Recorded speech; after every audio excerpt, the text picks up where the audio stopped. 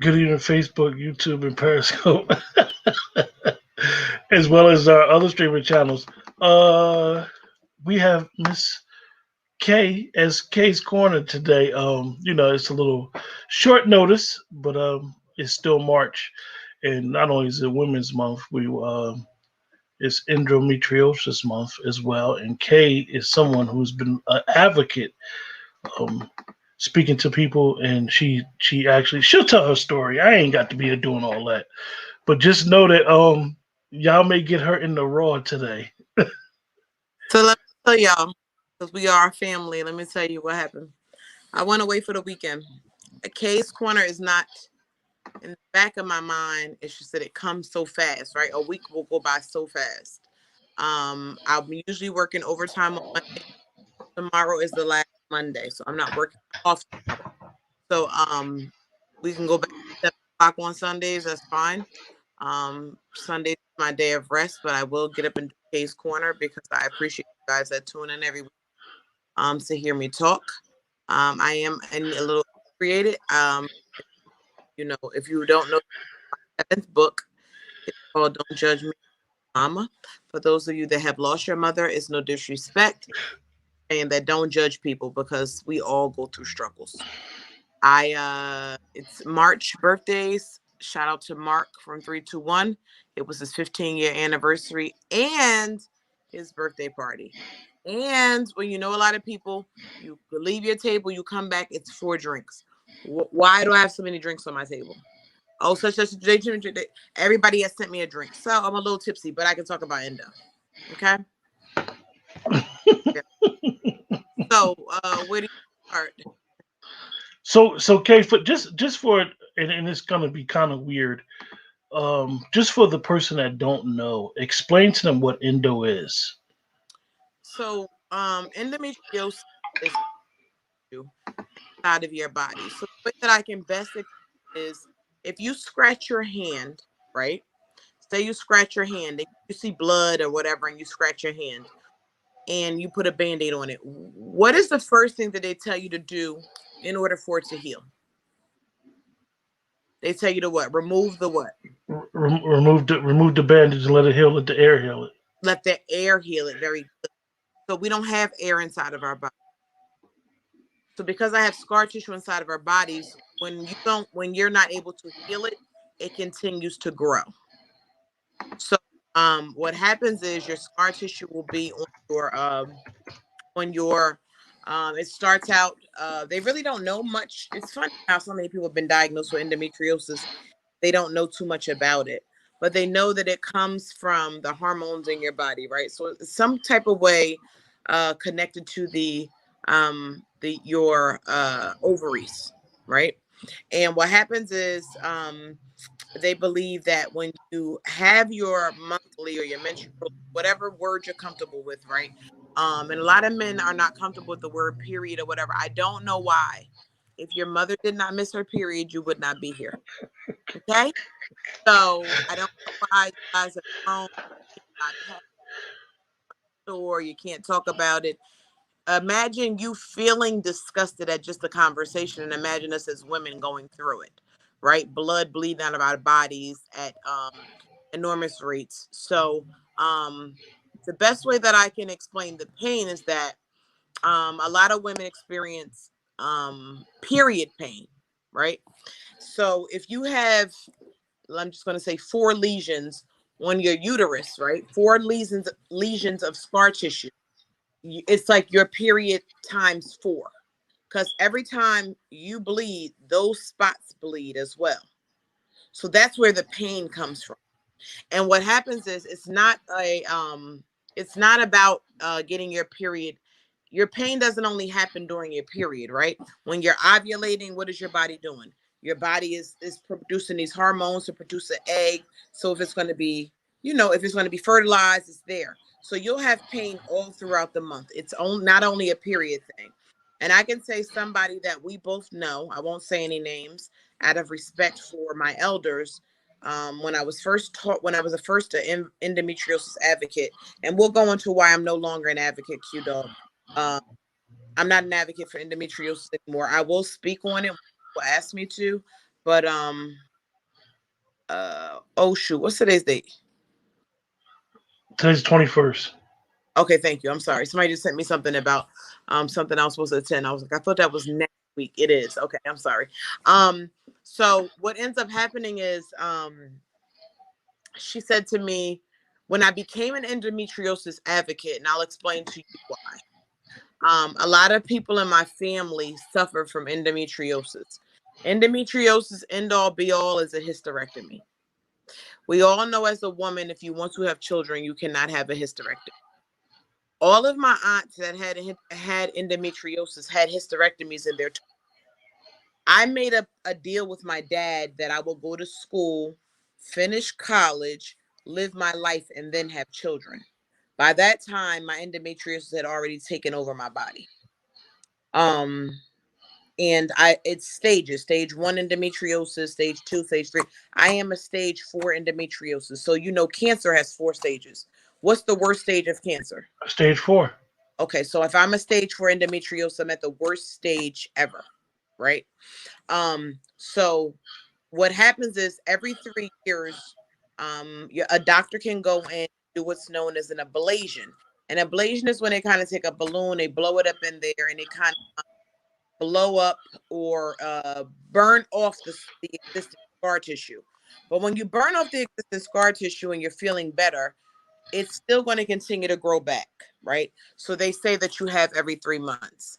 Women with endometriosis, and I say this and I say it kindly, but a lot of women will tell you, I have endometriosis, but they've never even gotten tested. Endometriosis is not something that you can see on a CAT scan. You have to physically have a surgery where they have where they go inside and they look at your uterus. You cannot see endometriosis on a scan. So I've had women tell me a million times, like, oh yeah, I had an ultrasound, I have endometriosis, and I'm like, how do you know? You know what I mean? They have to do a laparoscopic surgery to go in and physically see that you have endometriosis. So that's what endometriosis is. The scar tissue, it continues to grow. It can grow on your ovaries, your fallopian tube, your uterus, your colon. Some people even have endometriosis that has grown upwards into their chest and it's on their lungs. I know So, a person so that that their death certificate says cause of death endometriosis. wow. So because it basically starts at the uterus, any of Well, at the ovaries. So at the ovaries. So any natural, what we consider a natural change in your body, far as week to week, basically day to day, anything that goes on down there, it could be a flare up just like that. yes. And that's what, so back to my point of saying somebody that we both know. That is a very important statement that you just made, Quentin, because when I was really an endometriosis advocate, we'll go over why I'm not anymore. When I was an endometriosis warrior, right? I was like, I'm a warrior, I'm an advocate, I want to whatever, I want to help people, and I was posting about it. Somebody from the Vauxhall community said to me on my post, I got pit bulls, right? Like how Beyonce got the beehive. I don't know what my people are called. I just call them my fam. You know what I mean? Said to me, I'm from the old school. I'm just from a place where you don't talk about your period every day. Well, and I, as respectfully as I could, because she's old enough to be my mom, I said, well, it's three ways that you don't have to see my post, right? One um is you can turn off my notifications, right? You don't have to get notifications. Two, you can unfriend me. I'm sorry, I'm saying one, you can unfollow me. We can still be friends, but you can unfollow me. If my endometriosis talking makes you that uncomfortable, unfollow me.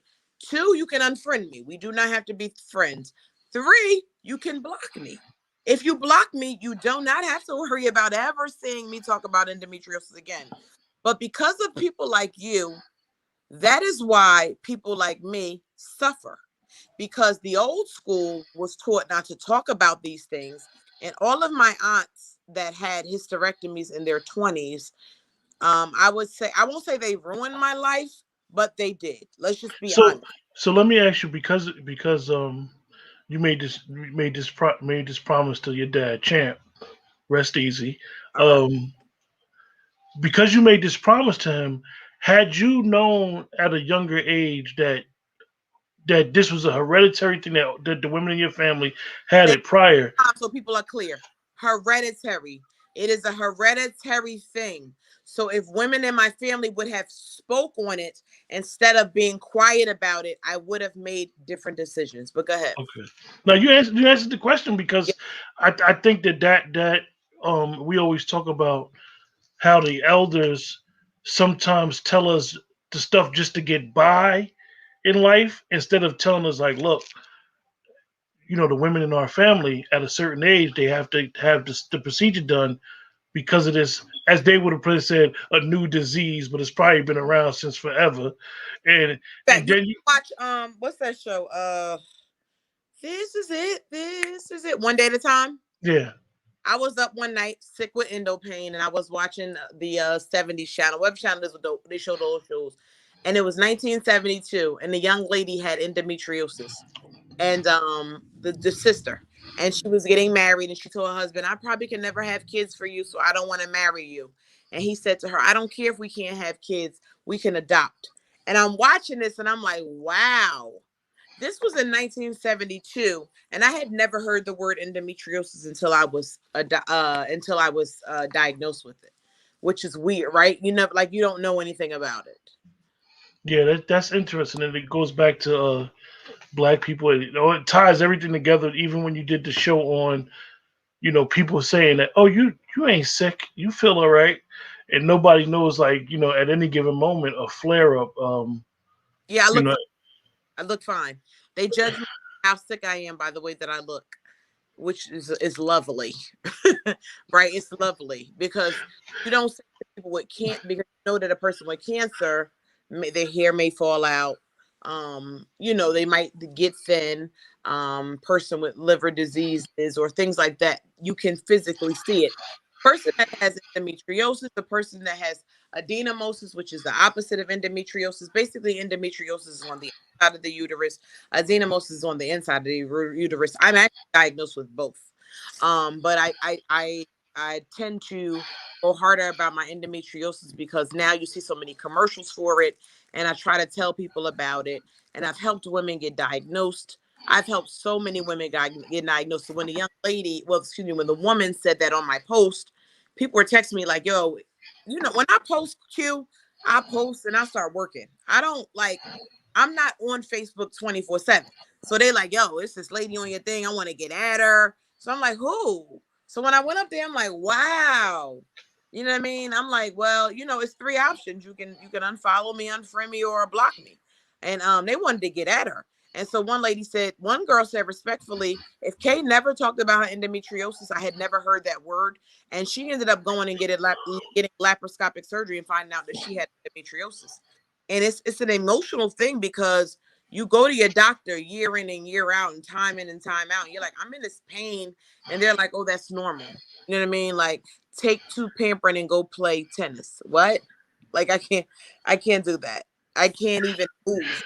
Like, something's wrong with me. I play, we play a lot anyway, so I always play and be like, I can't have kids, and people be laughing. I'll be like, yo, we're men, we can't have kids. Now we could father kids, but we can't have kids. And I know that, with your endo and just so much stuff with Layla. Yeah, like I could just imagine like your endo pain, not only the present pain, it probably brings back like, yo, why did I make my father this promise? Why did I do this? I should have just had a baby at 18, 19. I could have had a baby, a deadbeat baby father. I would have been cussing him out, raising my child. But I don't. Okay, I'm not going to say everybody. Let's just say 97% of people would love to have a child that looks like them, acts like them. You can see your ways in them. You know what I'm saying? Like, I'm sure when you look at your kids, like this child look like me, or this child act like me, or has my mannerisms. Yes, you can adopt. I really get so let me get this to people that are listening that know people that suffer from infertility issues. We know all of our options. Nobody needs you to say, well, you can adopt. That's one of the rudest things that you can say, especially if you have children. It's nothing like looking at your child and having a bloodline knowing that that is your child. We know we can adopt because we can go over my whole adoption journey as well. So let's just start with my endometriosis journey, right? Because that's it's national. It's March. I used to ask people to wear yellow for me.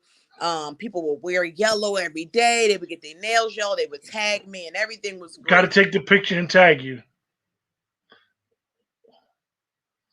They always want to call you when you on live. Yes, I don't know why they're calling. Then I specifically said, "Don't call me. I'm doing my podcast." They call anyway. So anyway,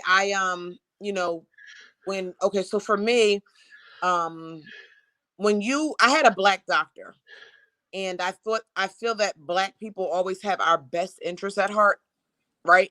Because I feel like I have your best interests at heart. You understand what I'm saying? Like, Hmm. as a black woman, I'm like, yo, I got your best interests at heart. So I was like, oh my God, I found a black OBGYN. She has my best interests at heart. And every the first year I went, I was 23. And I was like, something is like wrong, right? Because our parents did not how you say it? Did you ever see the inside of an emergency room when you was a kid? I'm No. like, yo, these kids today, yo, they bump their finger, their parents jump and take it. I'm like, I didn't even know what an ER looked like. I didn't even know that existed. I know you better put some rubbing alcohol on it and go lay down. You know what I'm saying? Like, you had a concussion, you bump your head, your parents telling you to lay down. Like, I could die, you know that, right? But now that we're older, when you know better, you do better.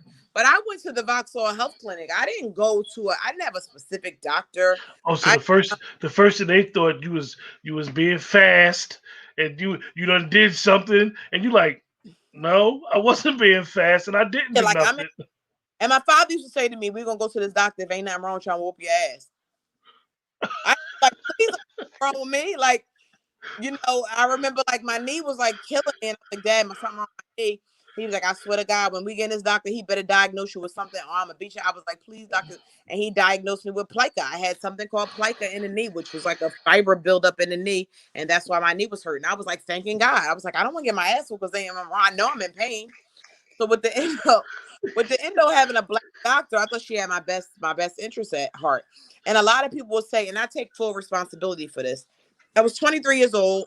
I had never had a primary care physician, right? I went to the Vauxhall center, right, to get checked or whatever. Whenever I had pain, I didn't have my own doctor. This was all new to me. And so at 23, I had an OBGYN and she would do her visits. And again, like I just told you, endo is not shown. When you get when you go in and you get your gynecological check and you get checked for everything and they go in with the speculum, that's a whole thing, and they test test you for cervical cancer and do all of these things or whatever, and you get your pap smear and all of that.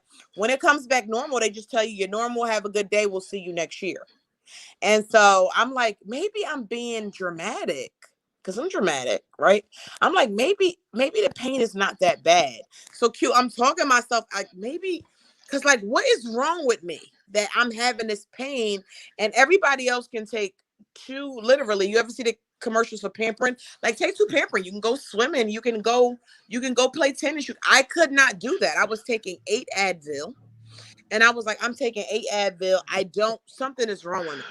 So 23, 24, 25, 26. Again, still going to the same doctor. I know people that are listening to this like, this girl's insane. Again, I was not used to having a primary care physician. Again, my doctor was a Black female, and I thought that she was the end all be all, because why would a Black female not look out for me? You understand what I'm saying? Like, maybe it's me. By 27, 28, 28.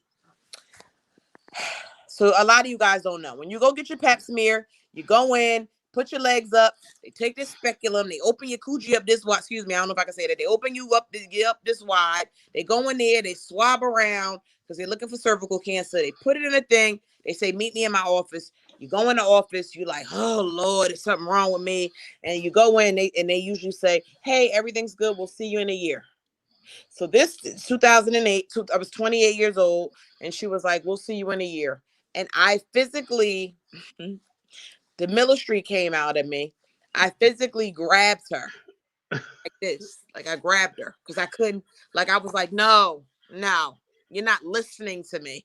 And her eyes got all big. She had these glasses on and shit. She was like, I was like, you're not listening to me. Something is wrong with me. I am not in a normal pain.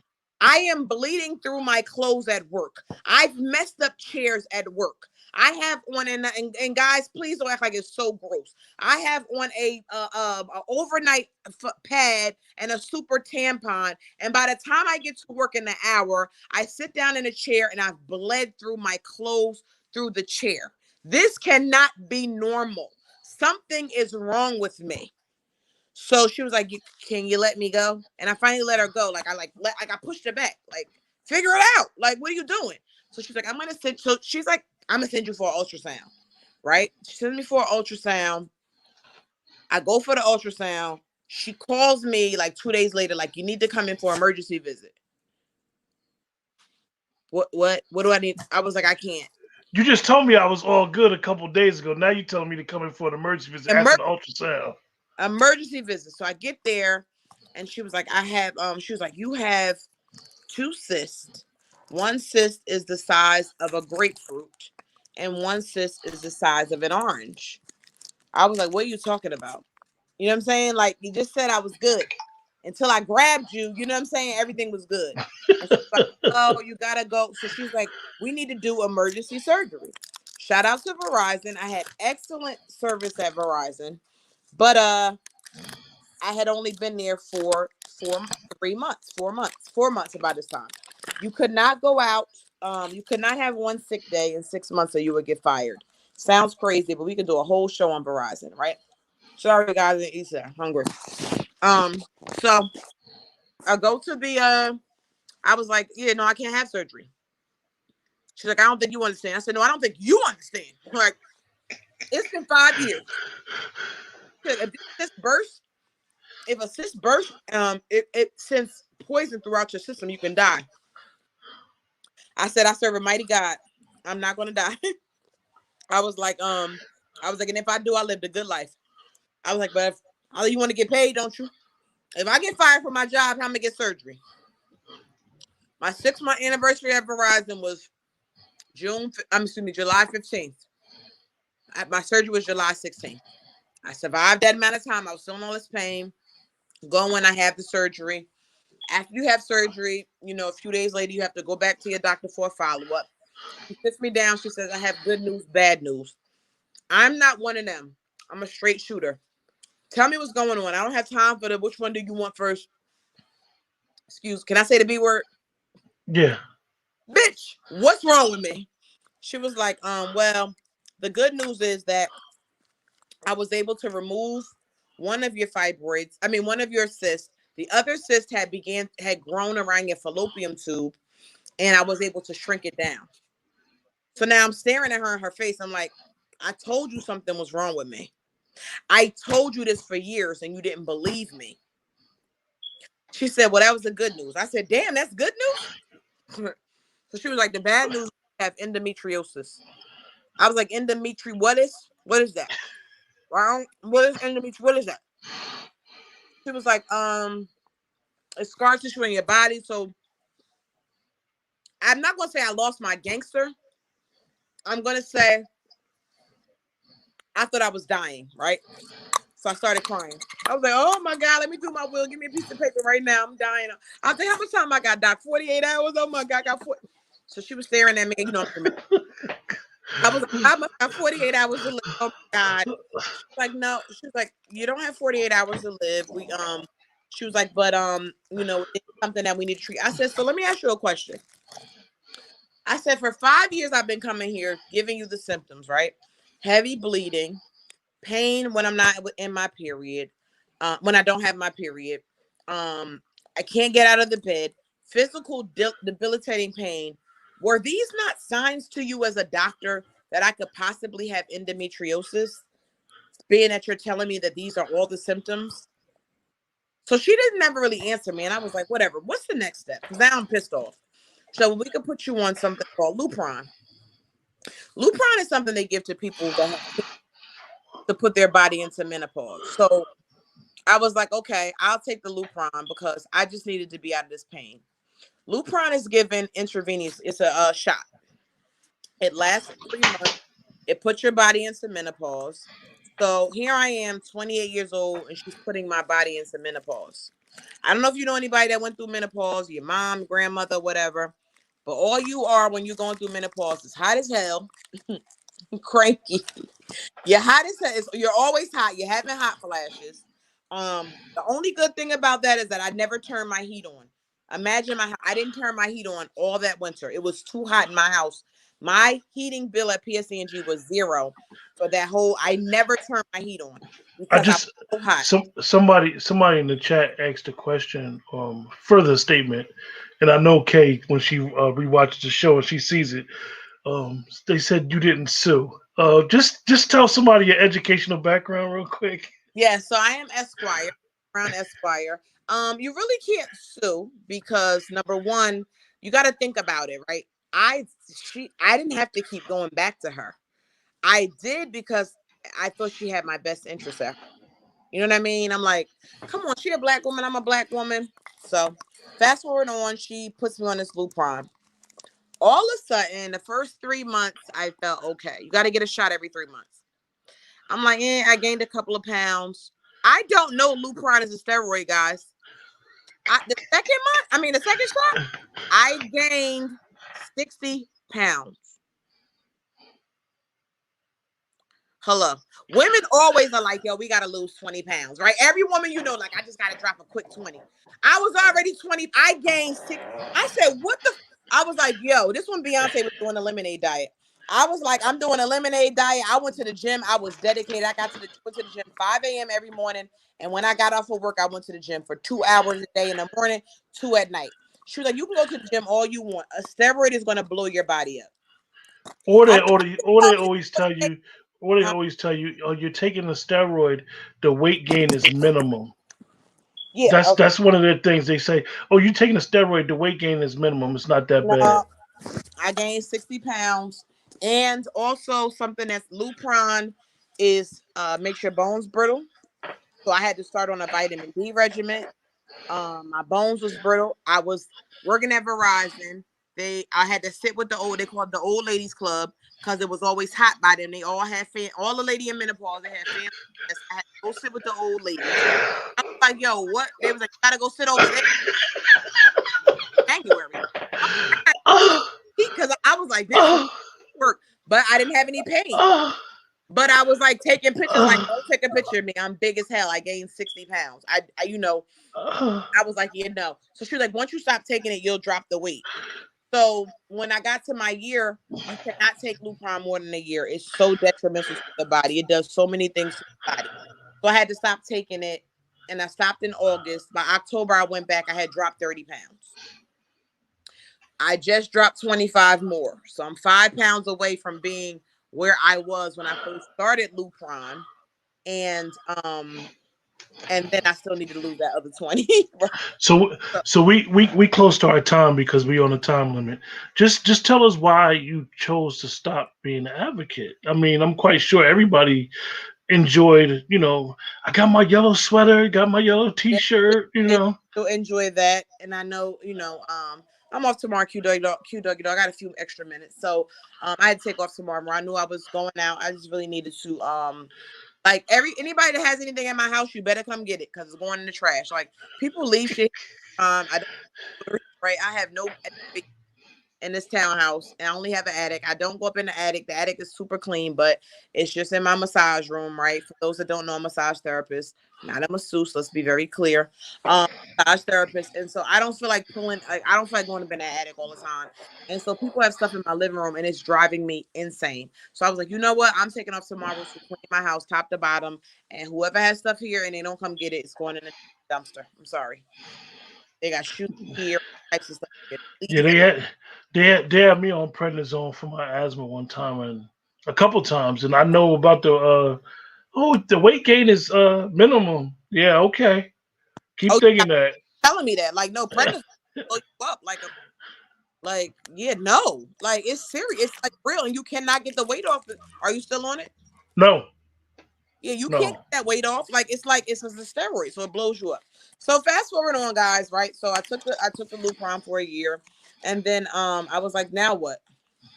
What's next? And so my sister was like, I need to go to another doctor. So I went to this little um I shouldn't say little, but he's kind of short. Little this doctor, shout out to Michael Dresner. I'm not gonna say the black lady's name. I'm not gonna give her any shine, but she's in Maplewood, on Springfield Avenue by Dunkin' Donuts. Anyway, Dr. Michael Dresner, South Orange, on Valley Street, and I went there. And after he did my first exam, we went to his office, and he had a book on his desk, a flip chart. He said, "This is endometriosis. This is adenomyosis. This is chocolate cyst, which is like when your cyst ruptures and the blood turns brown because your blood turns red when the oxygen hits it inside your body. It's no oxygen hitting it. So I was like, I like cried like this white man cares more about me than this black woman did. I don't understand it. I didn't understand it. But anyway, he was like, well, do you want to have children? I was like, I want to, whatever. At this time, I was older. And he was like, he's like, well, you're getting older, what are you waiting for? He's like, I'm gonna perform a surgery on you. And he does the endometriosis removal. So he goes in and he burns off all the endometriosis that he sees, kind of gives you a relief for like a year and a half, 2 years, and you need to get the surgery every 3 years. So I was like, at the time I wasn't dating anyone. And I was like, well, I'm not dating anyone, doc. Don't you have 4 boys? He was like, yeah. I was like, you want an interracial, you want an interracial daughter?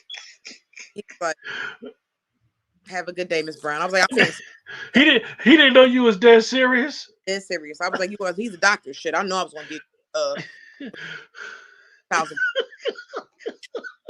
I was like, you want to raise your daughter? So he was like, all right, Miss Brown. So anyway, after the surgery, I did end up getting pregnant with my son. R.I.P. to him, baby S. And what happened was I had a car accident prior to that. Somebody hit me on the parkway and my back was always hurting. I was going to the doctor, and I'm telling you this for everybody, this for a reason. I was going to the doctor, and I was getting these back shots and all this. My back was killing me, so I was on pain medication, and that's the only thing that helped me to like survive. When you get pregnant, you can't take that stuff. My back was killing me, and my son's father was like, I was laying in the middle of the floor like crying. He was like, "How you gonna go through a whole pregnancy like that?" I was like, "I don't know. Like, I got to figure it out." So I went to my doctor, and he was like, "Listen, that's pregnant can take Percocet and stuff. You don't want them kind of kids. They come out. You don't want them, right? They jumping all over the walls. Like, you don't want them." So I'm like fighting my pain. Come to find out, if you have pain, guys, and your lower right back, like underneath, like your lat, like down there, get your gallbladder checked. All that time it was my gallbladder. So the pain and the pressure, the pain that a gallbladder will put on your body stopped my son's heart. So he passed away. So RIP to baby S or whatever. And I left it at that. I wasn't really trying to get pregnant again. I met somebody new and he was like, if you want to have a baby, you can try. I use this app. The first time that we tried, I got pregnant. Everything was great. And you was at my gender reveal. I had a nice, beautiful gender reveal. It was a non-social media event. You don't need everything on social media. The closest people in your life can see whatever. I was having a daughter. I was excited. 3 days before they were going to take her, because my um I mean not my my what's attached to the baby, the umbilical cord wasn't pumping blood properly. It was like clots in there, and endometriosis causes a lot of blood clots. So I feel like if I didn't have endometriosis, my daughter would have survived. So that's how I stopped being an everybody has a breaking point.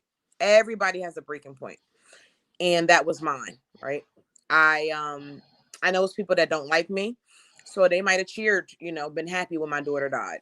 And that's fine, you know what I mean? Like, I don't argue with people over stuff, quitting, I'm too old or whatever, and people that felt bad for me, and people that, this is something that a lot of people do. I hope that you are listening. Don't do this if you are my friend. I know you got a circle of friends, but if you need something, it doesn't matter if I have a circle of friends. If you're my friend, you're my friend. Don't worry about my circle of friends. Don't worry about what they do. If you want to do something for me, you can. And I went into a shell. I wouldn't talk to anybody, and I wouldn't answer any calls. Um, I can't explain. We can talk about that. And I believe October is National Child Death Awareness Month. We can talk about that then. We don't have to talk about that now. But it's nothing like holding your child in the hospital and not being able to take your child home. So that's all I have to say. That broke me. So I was like, endometriosis can go to hell. I feel like my blood would have, because endometriosis causes a lot of clotting in your blood. I feel that if I didn't have endometriosis, it wouldn't have clotted in my blood. The blood would have got to my daughter. Her little heart was working too hard because the clots were like clogging up and all of that. So I'm no longer endometriosis awareness. Endometriosis advocate. If you need to talk about endometriosis, I have a friend whose daughter was in pain. She called me, the doctor. She had me on a three-way with the doctor, and I'm telling the doctor what to check her for. Because I'm an advocate for getting these young girls checked, right? I don't want anybody to wait till they're older, go to school, live your life, and then trying to have a child and end up being in the situation that I was in, right? I want you to, if you need to try younger, try younger. Make up your decision how you want to live your life, and we'll go from there. You know what I mean? But I always share that information with people. So Yes, I find it to be for most people. We always say, "Oh, your story is amazing. This, amazing that." I think your story speaks volumes to how we all we don't really know our hereditary traits that's passed down from generation to generation. With my asthma, I happen to know that my mother and my grandmother, my father's mother, had asthma as well. So I always kind of knew certain things not to eat, and even before technology has gotten the way it's gotten with treating people with asthma, I go back to some of the craziest medication with dealing with that, and it's amazing how all it would have took is that we always talk about the dynamics of family and relationships, and all it would have took was that one aunt out of your big family, because KK has a big family on both sides. If yeah, one aunt, on both sides, they didn't have only my great grandmother had kids. She had four sisters that were married. None of them ever had children. So that's why we ended up being so spoiled. A lot of people look at us like, how was y'all left houses and things? Because they never had children. So they left stuff to their nieces and nephews. That's why we were ended up having so many houses in our family, because they never had children. And back then, they didn't know, like in the 40s and 30s, they didn't know what endometriosis was. You know what I mean? Like, they just always, we believed in a higher power, and they just said God just never blessed them with children. You know what I mean? So, those are the things that we dealt with. And then my aunts and stuff all had babies at 19, 20, and they had hysterectomy, and a lot of them only have one child. You know what I mean? Because they chose to get hysterectomies. But it was like, if me and some of my cousins that don't have children would have known, we might have moved a little different. You know what I mean? So that's why I make it my mission to talk about it. But my daughter passing away broke me to the fact where I just do not want to be a warrior for endometriosis anymore.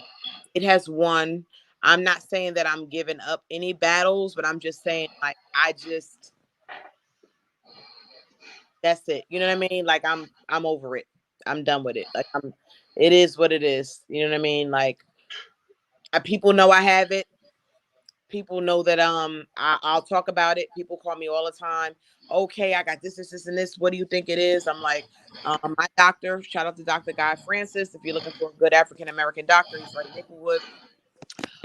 He always calls me Dr. Google but I have diagnosed. I'm like, guy, give me my props. I diagnosed 4 people he came here after I like really researched their problems. And even before Google, I had my aunt had bought me a medical dictionary, and I would read it and I would find out what people had and try to like, find their problems.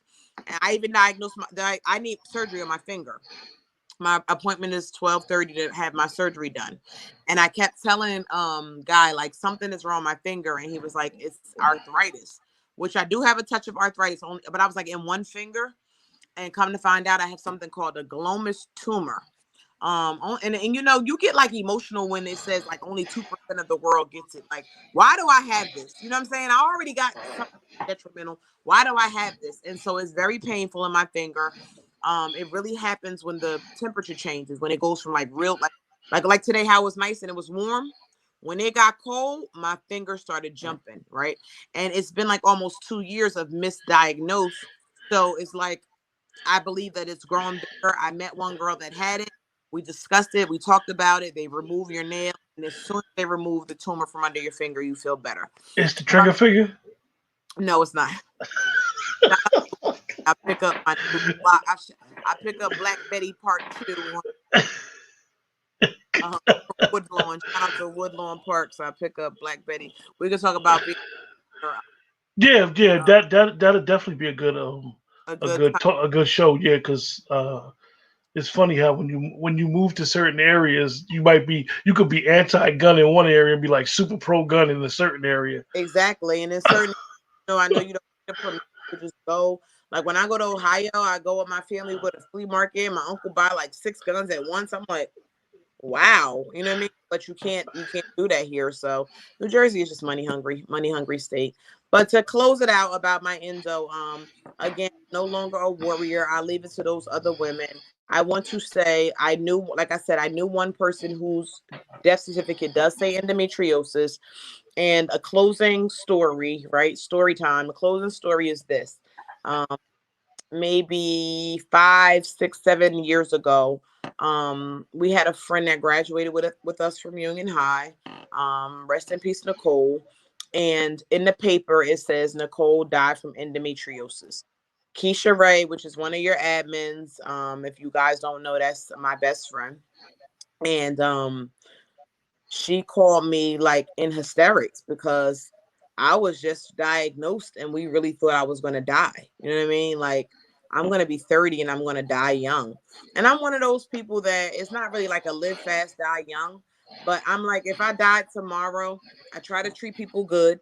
You know what I'm saying? I try to treat people the way that I want to treat them. And I hope that even though I don't have children, that my legacy will precede me. That people will say, well, Kay did good. Kay fed the homeless. And Kay, now my organization is named after my daughter, Love Layla LLC. Basically, it's a nonprofit, and it's been in the works. I actually just have an appointment tomorrow to get my business account started. But I want to be able to give back because I do it out of my pocket anyway, right? When Layla died, my aunt started a GoFundMe for me. People gave me money. Thank you to all of those that gave, and I used that money because I was still getting checks. I didn't need the money. We can all use money, but I didn't use that money for anything in vain. I decided that I was going to do something for motherless children and children without mothers. So to give you an example, I'm not bragging on what I did. I'm just saying I know another young lady who had twins and they died. I did something for her out of my pocket, right? I said, you need to go have a spa day. You need to do this. You need to do that. And I did that. Another young boy that I had met, his mother had committed suicide a week before school. And he wanted these sneakers and he needed his binders, the list they sent. I bought all of that from the money that was donated to me in my GoFundMe when my daughter died. So I was like, I want to do this, right? I want to make this a nonprofit organization. I want to be able to help motherless children and children without mothers. Now, I was getting the requests from people, her son's 26. I was staring at my Facebook like, I'm looking for right? 5, 6 years old. 26? Like, come on now. But I ain't gonna say no names. But I was like, are you for real? Like, cause I was doing stuff for the kids for Christmas. Like, nothing can replace your mother. I can't replace their mom, but I can try my best to do something for them that they need, right? And we all know nobody wants the what we call them Bowatsky Watton Totten sneakers. Everybody wanted name brand sneakers. So the little boy wanted these Nikes, and I bought them. I did not post it on social media because that's not a social media thing. Everything you guys do for social media, everything you do for the greater good doesn't have to go on social media. One time you'll see me posting about feeding the homeless, and again, when my daughter died, I lost all my desires to do anything. I have not fed the homeless in like 2 years, and people are like, "Oh, we got to get back to it," and I'm like, y'all, how about you get to it? You take over, and I can help you. Oh, no, no, no, no, no. See, everybody wants everything to fall on me. They don't understand my mental capacity. I still live every day missing my child. You understand what I'm saying? I live every day knowing that my daughter was 3 days away from being removed and she passed away. So people don't understand that. It's a difference between having a miscarriage and having a stillborn. It really is. Because a miscarriage, you go to sleep. A stillborn, you have to deliver that baby as if you're taking that baby home. And they let you spend 48 hours with the baby. I don't know why. I think that's like, it's too much mental torture. I spent 5 minutes with her. I told her she was loved. Her dad said she was loved, and that was it. And I told them they could take her. And now I'm responsible for a funeral for a baby. She didn't have any life insurance. You know what I mean? So shout out to Tears Foundation in New Jersey, who paid for her services or whatever. And out of the almost like $1,000, I only had to pay $40, which me and her dad could have paid for it, but to be able to get the help. So at my job, I won a competition for something, and it went to my favorite charity, and I was here's $1,000 donation from. Great. With that, we're gonna close out for another episode of Kay's Corner, and I I, I didn't let's just be I, more clear. I didn't think we were gonna make the whole show without joking too much. No, that's what I'm saying. We can. I hate when people feel sorry for me. That shit just insane. I'm so sorry. People still be like, I'm so sorry. I want to just give you a hug. I'll be like, yo, chill out. Like, you know what I'm saying? Like, I'm fun, lighthearted. Like, let me do all of that in my own time. Like, when I hang up, let me cry by myself. But when you see me out, let's live life. You know what I'm saying? Like, So let me ask you. This is an extra question. I seen you did another Junebug challenge. With the, I know y'all have a good night. y'all have a good. Y'all something right now. Alcohol is from the devil's brew. I drink this rum punch. I don't know. And me and Londa, shout out to Londa. If y'all don't know Hood, Hood is one of Q's best friends. Hood is my best friend, and his wife Londa is my sister. And Londa did a 30 outfit change. I took a whole photo shoot. We didn't go nowhere. We just took photo shoots, and we were in the elevator. And to make y'all laugh, I just was like, wait till the elevator doors close and this film. And then the elevator was like going down. I was like, no, no, no, no. I was trying to get out the elevator. I didn't have no mask on. People got on the elevator. I was like this in the elevator. I was like, I'm so sorry. I'm so sorry. I'm so sorry. I was like, I'm just trying to get back to my floor. She was still standing there filming. Like, she still had the camera on. So when I came out, I was like, this did the Junebug Challenge, walking to the camera, and I was laughing. But thank you so much to Let's Talk To and AKU Quitting for my prize. It was spent Yeah, very well in Atlantic City this weekend. Thank you so much. yeah, yeah. She won the Junebug challenge, and If I don't anybody think challenge me, we could do it. I don't know. Look, you should do a side by side with Junebug. Junebugs is alright. The original Junebugs. This is good. Yeah, Junebug's still young, so he still got all like I don't have all that. I could just With that, we gonna close the show. Hopefully, everybody. Thanks for joining in. Appreciate you guys, and everybody have a blessed night. bye guys. I don't know what happened. Bye guys.